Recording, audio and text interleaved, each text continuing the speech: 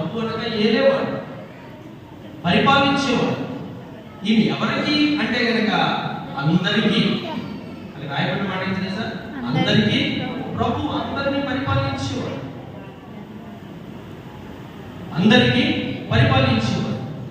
ఈయన పక్షపాతం లేని దేవుడు. అన్న మొదటి మాటలో ప్రభుకి పక్షపాతం లేదు. నేను ఈ సింహాసనం మీదే ఉండాలి, పాపులైన మానవుల దగ్గరికి వెళ్ళడానికి అంత అవసరమే వచ్చింది అని అనుకోడాడు. ఆ మహిమ సింహాసనాన్ని కూడా విడిచిపెట్టేస్తాడు. నా చేత చేయబడిన ఈ మానవుడు, లేకపోతే నేను ఇస్తే ప్రతి ఈవిని అనుభవిస్తున్న వీరు నా ముఖం మీద ఉమ్మేస్తూ ఉంటే నేను సహించడం ఎందుకు?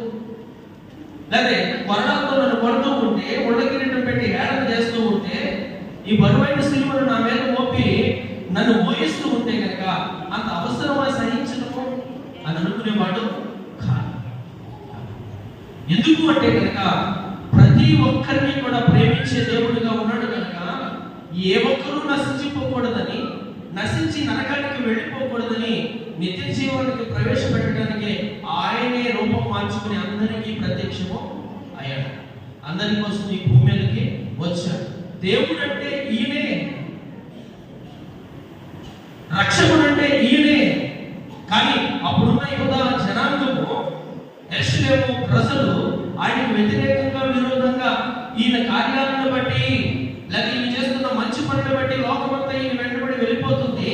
మనకు అధికారం ఉన్నా, లేక మన గొప్ప పదవిలో ఉన్న మన వల్ల ఏమీ కావట్లేదు, మన వెనక జనము రావట్లేదు, మనం చెప్పింది ఎవరు పెట్టలేదు.